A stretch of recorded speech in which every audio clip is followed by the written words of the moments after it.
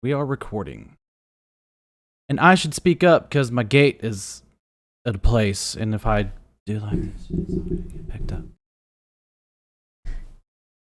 Say it from your chest. Say it from your chest! Well, from your diaphragm. You want to have your muffin cap peeled back blue? Oh, yeah, that's right.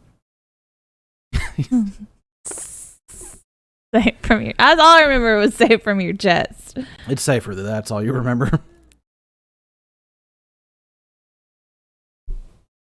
But anyway, let's say hi. Say hi. Mm-hmm. Okay. Big camera in the sky. God. All the way up to the camera in the sky. That is not as good as Spirit in the Sky. Camera in the sky with diamonds. It is a little shiny. Yeah. But far less psychedelic. Not tripping. I mean, got legs. We could trip it. Oh, that was almost as bad as my table joke last time.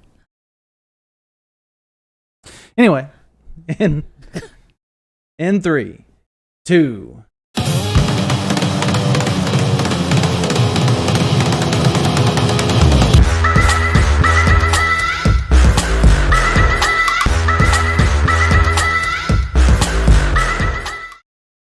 Hi. I'm Hawk. And I'm Hartley. And we are here to talk about books. Books. We are here to talk about Rebel in the Sand by, I had the note over here somewhere. Alwyn Hamilton. That lady. It's my first jaunt into YA. This is YA, right? Yes. Okay. This is firmly YA. All right. It's my first jaunt into YA since I was a YA. Fair. And I'm going to say, hey, the book's right there. I could have just read the author's name. Yeah, I set it up back here. I set it up back here. Right off the hubbub. Anyway, as for a first book into a genre that I tend to throw some shade at, is good. Yeah. Is good. Like I might have stacked the deck in my selection. In every fight, you should stack the deck. No such thing as a fair fight. All's fair in love and war. Mm-hmm. All's fair in love and books. Pitched battles only end in blood. Okay. You may win, but it'll probably be Pyrrhic. A little holy. Anyway, so yeah, this was a good first pick for the whole YA thing. I mean, I can't really complain. And it's not that I really dislike YA. That I say throw shade at it.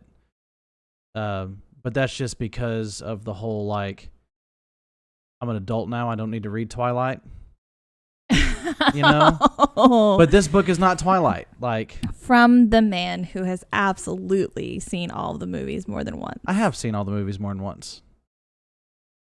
I have. And if it happened to be on TV and they were having a marathon and it was on, you would sit and watch it all with me. I mean, I'd sit and watch it if I didn't have anything better to do. While you're like doing laundry or something. It's not like Rocky. Like if a Rocky marathon happens, Adam's not doing anything for the rest of the day. Or Lethal Weapon. If Lethal Weapon happens, Adam's not doing anything for the rest of the day. Yeah. The Godfather. Yeah, we're not doing anything for the rest of the Nope. day. So Harry Potter sometimes. Yeah. Oh, now see, Harry Potter's considered YA. Yeah, it is. But And Harry Potter, in my mind, kind of exists in this special space because it kind of starts out middle grade. Yeah, it is. It does. And you grow with the character. Like, we grew with the characters. I started reading them like in 7th grade, 6th grade. Yeah, and I think I started in high school, which was a little late, but that was when the first movie came out and I was made aware of it. And I think I finished the last book like my freshman year of college. Yeah. I don't think I finished the last two until I was past 21. Favorite had me read them, or told me I should, because there were things I didn't know and that was unacceptable. And so I finished them. And was not disappointed that I finished them. I remember that I read the Half-Blood Prince. I read my freshman year of college. So I guess because my cousin made me read it, and I got to the end and I threw it at him and he just picked it up and put it in the freezer. So yeah. But anyway, that exists in a special space for me. And again, that's not too untrue from my previous statement that I haven't really read any YA since you were YA. Since I was like, I do reread the Harry Potter series every now and again, probably once a year. But yeah, it's real nostalgic. You know, I haven't picked up any new YA since I was a YA. How about that? That's fair. But this is YA, not new adult. Yeah. And that new adult category is one that I'm going to have you read a book or 2 or 3 in. Okay. Well, let's I'll swing this over to you. And we can get started. We can get started? We can get started. So for me, this book was a suggestion from a student, a freshman, when I taught freshmen, my first year at the school I was at before I transitioned to being a full-time writer. He came in and he had read the entire series over the summer and he was very excited about it and he wanted to talk to someone. And so he was like, Miss Watson, you have to read this. Yeah. So I did, thinking that I was only maybe going to 20% enjoy the series, and I actually really loved it. It was one that I thought that you would enjoy. To me, it's kind of a cross between 1001 Arabian Nights and a little bit of a Western. So you start off with Amani, and you are in a gunfight, basically. I mean, it's not, or a gun competition, I suppose. It's more of a competition. And she just wants to get out of town. Yeah. So typical hero's journey. Yeah, you kind of like that's one of the what I call a especially this day and age. That strong female protagonist, is in the back end of nowhere and needs to get out and wants to get out and. Now I like her better than Katniss Everdeen, but well, and we used that trope too, so I can't be too mad about it. We used it. We skirted. All right. We have a strong female character who doesn't fit in her current society and needs to get out. But does she? Yeah, she does. She does. I'm sorry. I apologize. That was a fight that I did not mean to start. You're just like backpedaling that one. You're just like, nope, sorry. Well, shameless book plug that we haven't published yet. Yes, we took a shot across that bow. Well, I mean, tropes are tropes for a reason, and sometimes you embrace them, and sometimes you subvert them, and sometimes you nix them entirely. But anyway. So, Amani. Mm-hmm. So we start off in a gun competition. We know that it's very accepted that there's these nightmares out in the desert. So there's magic system. Yeah, there's genies. There's genies. And all she wants to do is get out of town. And then she does. And she does. She does. She doesn't get out of town. She's forced to run. Hell yeah. Like that's the kind of difference where that's for me where it takes a good subversion, where it's not, they need to get out of town and then, yes, something happens. Yes, there's not a golden ticket you know? But all she wants is to get to Ismond. Like, she wants to get to Ismond. She's wanted to get to Ismond since she was a little girl. That's what she's got fixated in her head. Now, she doesn't get to Ismond. Like, the whole book ends up taking her in a completely different path. Yeah. And that's as much as I can say without being spoilery, but, like, yeah. From henceforth, spoilers. But, like, that's just kind of goes to, for me, the fact that she had to run. Not, yes, somebody came and swept her up and took her away. Oh, but, like, she was definitely fixing to get shot. Yeah, like, she was either she goes with this dude or she's a dead person. You know? So, you almost don't blame her for leaving her friend at that moment. Like, it sucks, and I know it hangs on her, but... But that's where the author starts to divert from... Like, she uses the tropes, but she diverts just enough to where it's more original. The story kind of takes you in a way you don't see. Like, one of my biggest things that I hear about YA, and I say hear about because it's hearsay for me, is it can be really predictable. And I thought I was falling into this from word go. Like, okay, they put you in a high tense situation right in the opening. Okay, it's a strong female lead. Okay, she wants to get out of here. Oh, her uncle wants to marry her. That's nice. Like, yeah, I'd want to leave too. And then she starts kind of subtly, not completely subverting the trope, but just making a little bit of adjustment to make it her own and let it fit the story in a more original way, in my mind. Yeah. You know? So, and she does that, Alwyn Hamilton does that throughout the book. There were a lot of things where, and because of that she subverted that enough that I was like, okay, I thought I knew how this was going to go, and I was just the slightest bit wrong. And that led me to not, like, text you and say something real snotty, like, a whole bunch of times. Like, hey, when is she going to find out that Jen is, like, the rebel leader? Well, she never does, because he's not. Yeah. His brother is. Yeah. Right? Like, when is she going to, find out that, she's got royal blood in her? Well, she never does, because she doesn't. Like, she's half genie. Like, so I would so I was always just a little bit wrong, and it always kept me engaged in finding out what the next piece of information was going to be. So that for me was really well done. The fact that I was real close, but I was always just off the mark. Yeah. And for me, that's really good writing. Typically I'm used to reading like a Sanderson or a Rothfuss where I think I know what's going on and I'm just wrong. Like, not even just a little off the mark, just flat wrong. Well, Yeah.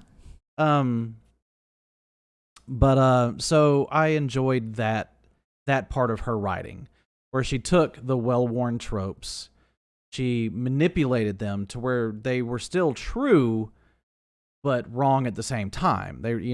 Well, that's kind of characteristic of Amani herself. When you get to the part where they're explaining, Jen's explaining to her how she is a genie, like, and all of the clues that are there.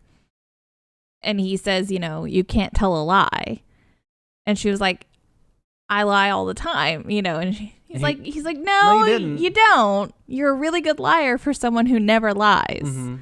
And he goes back and, and gives her the examples. Oh, yeah. And so that's kind of what's happening as far as authorial promise from Alwyn Hamilton is, you think that you're getting this tropey promise, and it's not untrue completely. Mm-hmm. She's not telling you a lie, so you're still satisfied when it all comes together. But at the same time, she's telling you a lie. Like, she's twisting it just a little.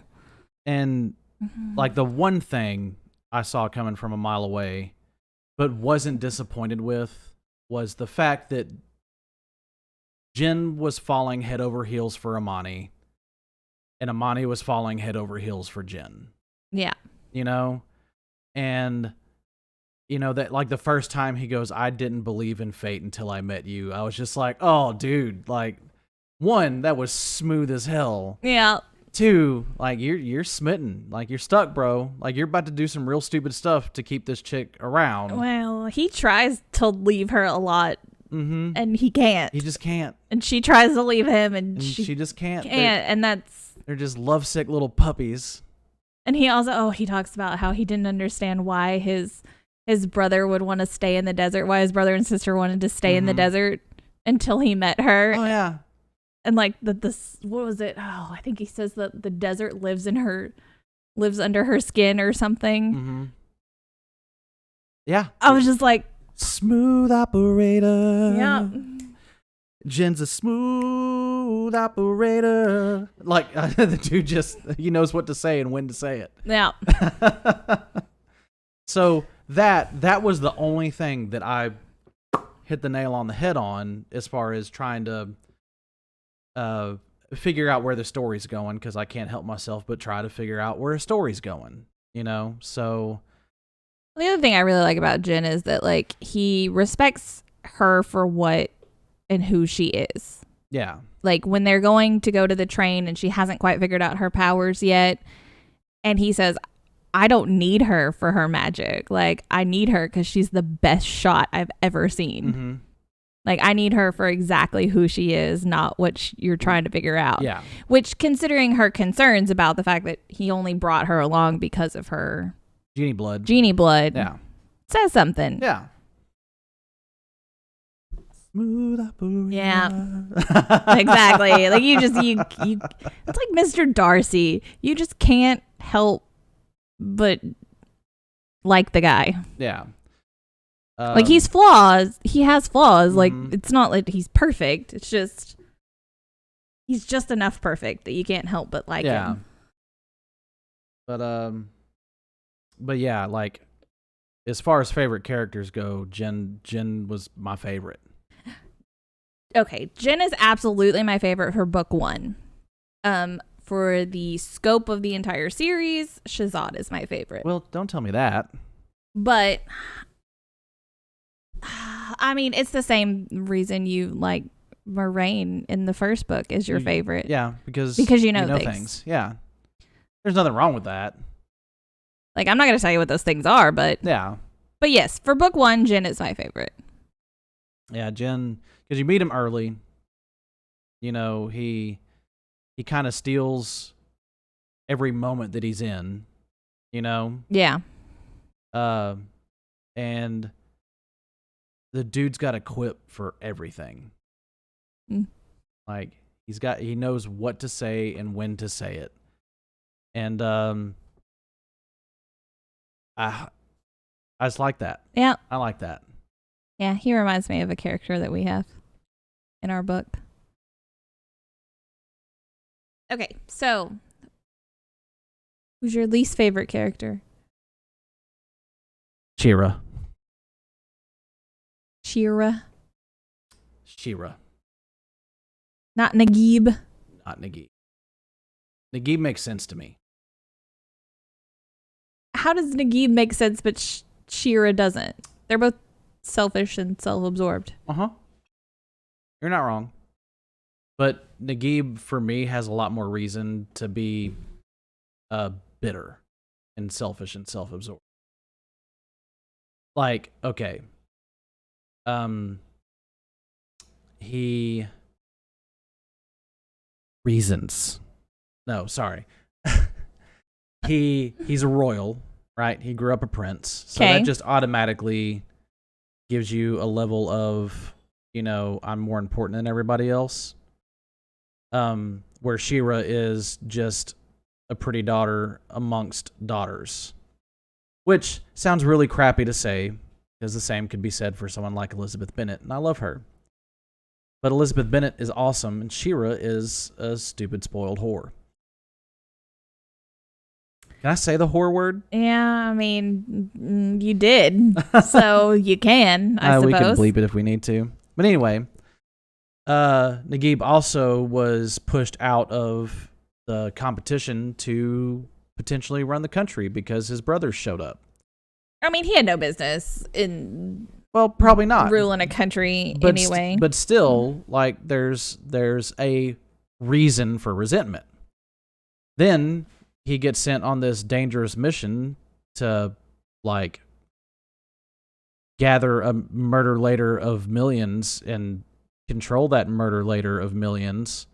He was in the backwaters of the nowhere desert. And okay, but he wasn't given like a bullshit assignment. Like, he was given something important. He was, but how often do people that are bitter see the importance of a decision rather than the hurts that they have been? Well, that's a character flaw. Yeah, it is. So again, but again, he's got reasons. They might not be the best reasons, but he's got tangible reasons to be a salty little douche nozzle. Right. Okay, here's the deal. Just for the sake of argument, I'm not defending Shira. Like, she's a horrible human being. Yeah. Okay. But if you're raised in a society where your only worth is your marriageability, yeah, no, that sucks. That your beauty is your only card for power. Yeah, that sucks. And she uses it. Like, how is that any different than, you know, Naguib's only power is the one that he's been given as a general, and he uses it? It's probably not all that different. I mean, honestly, it's probably not all that different. Like, the difference for me, they're both betraying a family member. Oh, yeah. She never saw Amani as a sister, just like he never saw them as, you know, here's the difference in that, just that last part, not the whole thing, that last part. His brothers were recognized, or his brother was recognized as a better suitor. Shira could have stayed where she was, married the guy she was planning on marrying, and sowed a litter of salty, terrible little human beings. You know what, though? I respect her for leaving. She saw the guy she thought that she was going to marry hitting on her cousin, and it says that her face looks hurt, and she doesn't stay there and settle for that. She's like, you know what? Screw you. I'm out. Yeah, and she got what she deserves. Now she's, you know, the king's whore, and he's probably going to kill her and go die. Naguib's already dead. I can't have any more animosity for him. He's not going to be a problem for me anymore.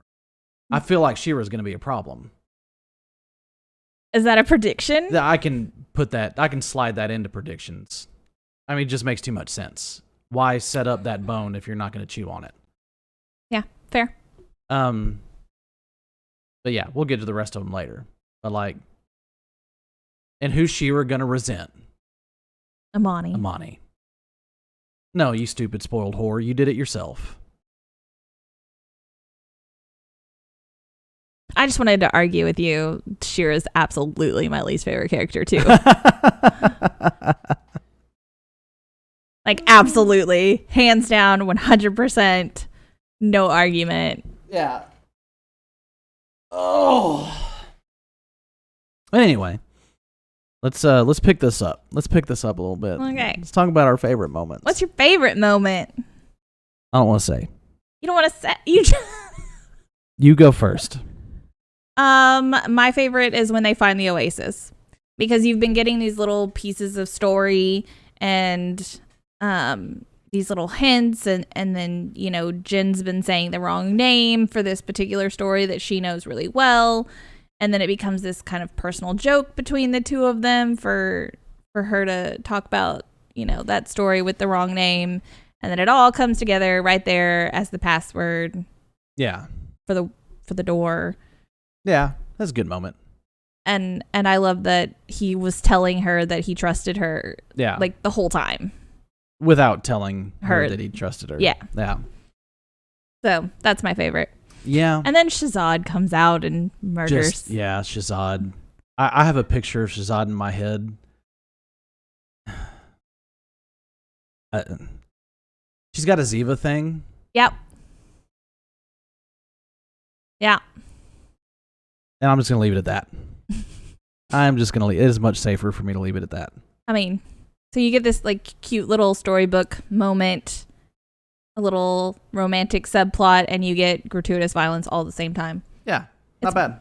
So it's my fave. Yours is better than mine. What's your favorite? The double bottle shot. The trick shot in the beginning? Mm-hmm. Because... Of course, that's your favorite. Because I'm a nerd. And... What? I'm a nerd. Yeah. I thought this was well known. I didn't know that. I feel so, like, bamboozled right now. Oh, there it goes. There's some sarcasm stuck in my ear.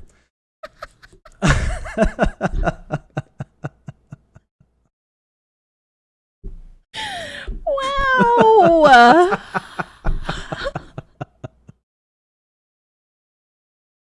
I've been licked. You won that round. Sorry. Not sorry. Anyway. I was like, no, you're not. But no, when that moment happened, you know, the books just started. You're starting to pick up on the you know, Saladin's spaghetti western spectacular, and you know, so they're in the desert. There's guns, and I immediately want to know how those guns work because I'm a weapons guy. Yeah. Like I'm just a weapons nerd. Yes, I'm quite grateful we don't have guns in our story. You just wait till the next book series. Oh no, I know that one's coming. Yeah.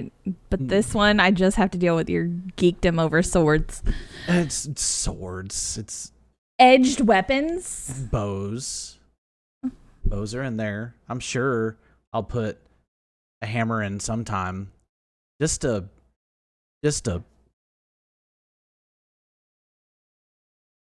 say I don't know. I was waiting for the rest of it. I had nothing. I ran out of gas a little while ago and it's just running on fumes. But no, like so for me, I automatically knew that to make that shot, the bullet was a low velocity bullet. It had to have been a fairly big bullet. You know, that told me that there's a pretty decent sight radius on the firearm, so it's got a decent length barrel. Like there, I figured out a lot of things, and I could be completely wrong. Like Alwyn Hamilton could comment on this later and be like, "No, that's not how I meant it." But with my ballistics brain, that's how I saw it. And trick shots are something that go way back for me. Like me and Dad and my little baby bro, my tiny little baby bro, this much taller than me. But we would, like, every Saturday morning there was a show that come on, and they had guys on like Jerry Michalik and Byron Nelson and Tom Naps and, you know, a bunch of people. Tom Naps or Tom Nap? I can't remember. Tom, rest in peace. I forgot how to say your last name. But they did like these feats of amazingness, and that just kind of harkened back to that. So it was a nostalgic moment for me too. Like she was just like, all right, I've got to do this thing now. Like I've got no choice. Step to the side, hit an oblique angle.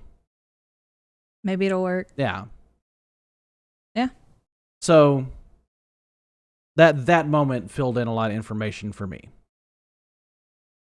So that's my favorite moment. What's your favorite moment? Yep. Do you have a least favorite moment? No. No. I have a second favorite moment. Do you? Mm-hmm. Give me that. When Jen finds Amani in the train. Oh. And she's trying to hide. She initiates the kiss, doesn't she? Am I misremembering that? She grabs him by the collar. Yeah. I think. Yeah. I'm pretty sure she does. Like, she kisses him first. Yeah. And then later, like in that. And then he takes it over, I believe. He takes it over. Yeah. And for me, that was like Amani knew she was a girl, knew that she was of marrying age because her uncle was about to do it to justify why she was even in the house. Gross. Yeah, not related by blood, I guess. Anyway, sorry, that tasted bad in my mouth when I said it. But she never really realized she's a woman. Like, her best friend offered to marry her. Her cousin's fiance, I guess. Yeah, fiance offered to marry her.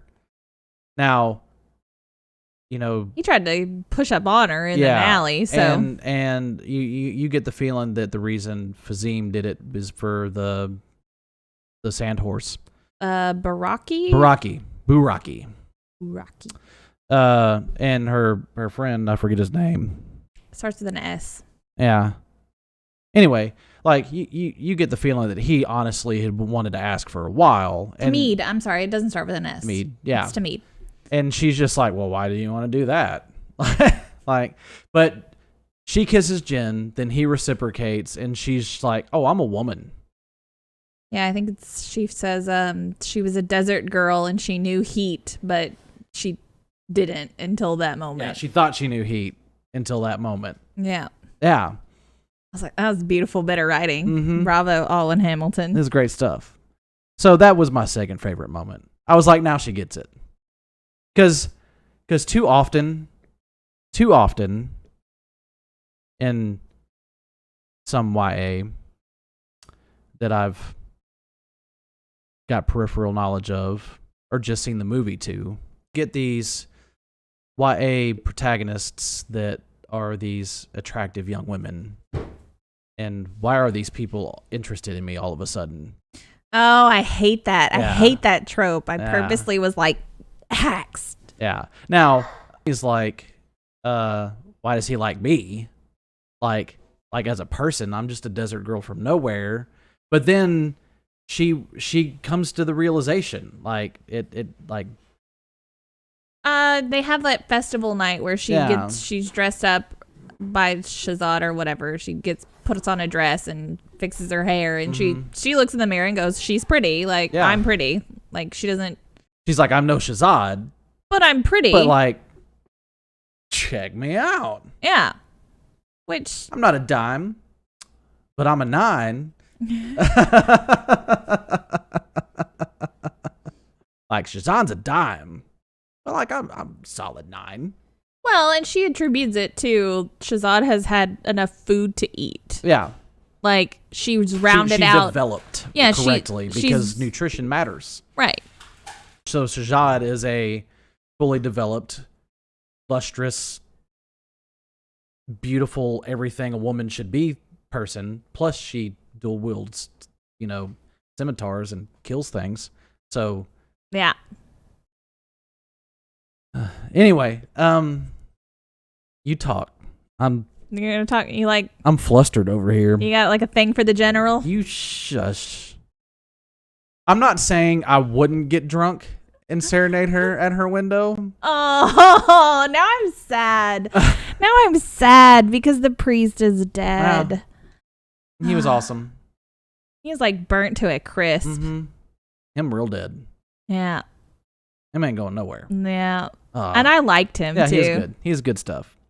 But there need to be stakes.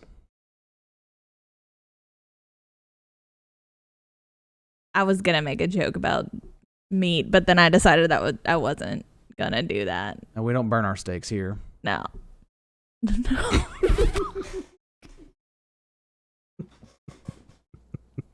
I figured I'd just go ahead and do it for you. Oh, crawl out of my brain. Okay. So you want my predictions?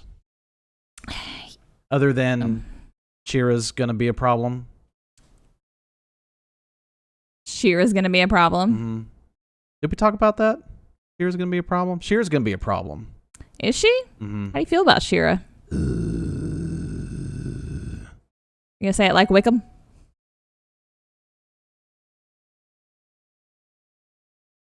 Wickham. Shira. I'll see if it happens. I'll see if it happens. I assume she's your least favorite. She is my least favorite. Didn't we talk about that? We did. Talked about that. We did. Yeah. Sorry. We were making, dead best friend jokes and just Wow. got sidetracked. Anyway, sorry. I'll behave. Behave. Monty's brother, what's his name? Yeah, he's gonna be a problem. Norsham's gonna be a problem. Mm-hmm. Well, I mean, they had him run off for a reason. Yeah. So stands to Yeah. I think I had another one. Okay. This is like those other two. Hang on. Let me put my poker face on. Okay. Okay. Like those other two are to me obvious, but again, Alwyn Hamilton's been good at making me miss the mark a little bit, Mm-hmm. But those two I think are going to be a problem. Here's the one that I would write. Okay. And it makes sense to me. Let's get a shot of that poker face real quick. Stop. So, one of two of these things is going to happen, but I'm assuming both.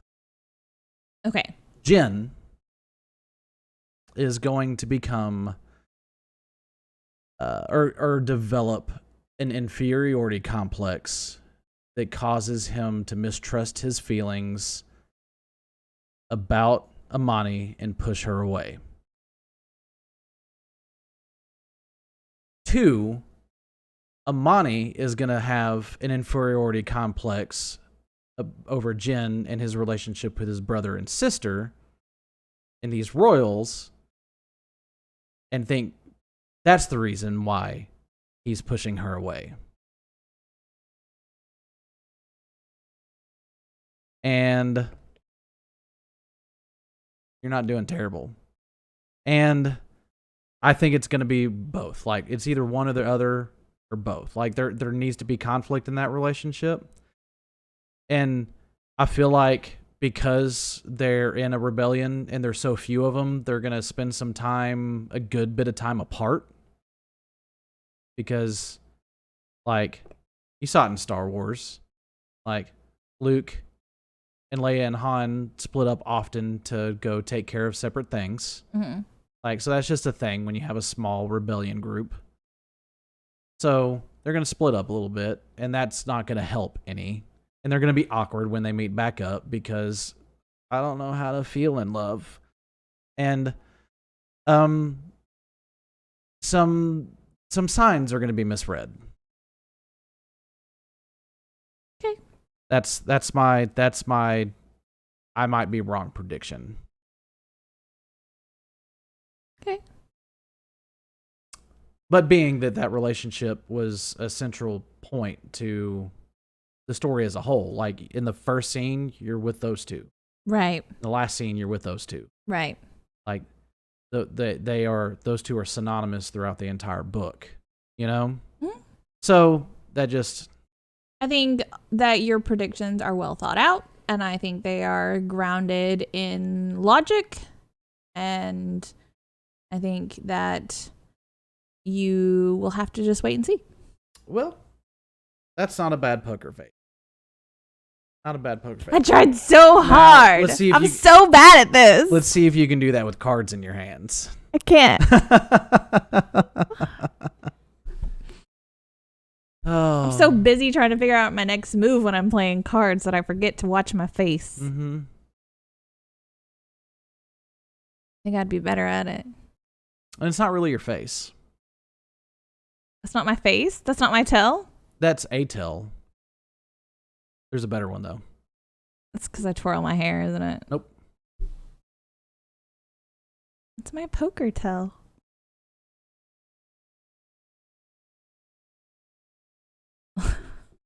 Now I'm curious because I could have sworn it was my hair twirling. Because you're real conscious of that. Like you do it, but you twirl your hair often. It's a nervous tick. Nervous tick. Yeah. Like, and card games can be a little bit of a, nerve bite. Like it just, so naturally you're going to comfort yourself. Yeah. You want to see it? I'm going to pretend I have cards.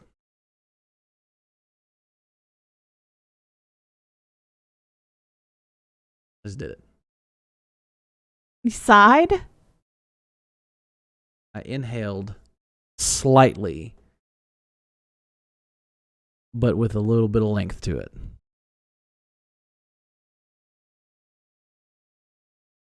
I breathe? That's my tell. I breathe? Mm-hmm. No. Yep. Everybody breathes. Okay. Okay. You know what? I didn't tell you anything about this book. You didn't. That's why I gave you a reward. Now maybe you can beat me in poker. I mean, maybe you can beat me 2 games in a row in putt-putt. Let's see.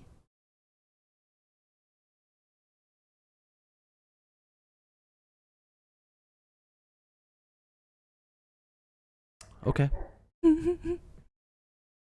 So on that note, that ominous note. Did I just throw down a gauntlet that I didn't mean to? Yes, you did. Shit. I was just trying to be funny. There are consequences to your actions. Words mean things? Words mean things. Shit. Yep. But on that ominous note, at some point there will be Instagram posts to follow. It's okay. Might not be today. Might not be tomorrow. I did check out that new putt-putt place. The adult one. Yeah. They have a library room. Oh, do they? Yeah, I screenshotted it so I could show you. I absolutely want to go. I don't care about like the whole bachelor party thing you were talking about. Like you and I are going to go play this course. Yeah, no, I need to talk to him to figure out if he actually wants to do that. But anyway. So give me a rating. Hawk feathers. Hawk feathers. How many? I really enjoyed the book. I'm excited to read the next one. There's enough questions left unanswered with enough questions answered that I'm satisfied. Like, there's a nice arc in the first story, and you feel like Amani has developed as a character, yeah, and just she's got enough for you to have a satisfaction. She's got a lot of room to grow. I give this one 4 out of 5. 4 out of 5. Mm-hmm. I give it 4 out of 5. It's not my absolute favorite book that I've ever read, but I do really actually enjoy the story. Yeah. It was easy to get lost in this one. I think that it reads well. I think it's paced well. I think there's a lot of satisfying fulfilled promises. You know, the little hints all come together for a reveal that you had almost figured out before you figured it out. So I give it a 4 out of 5 too. All right. Well, anyway, until then, keep reading. Keep reading. Keep reading. And it's my first fee fi fo fum. Not the blood of an Englishman.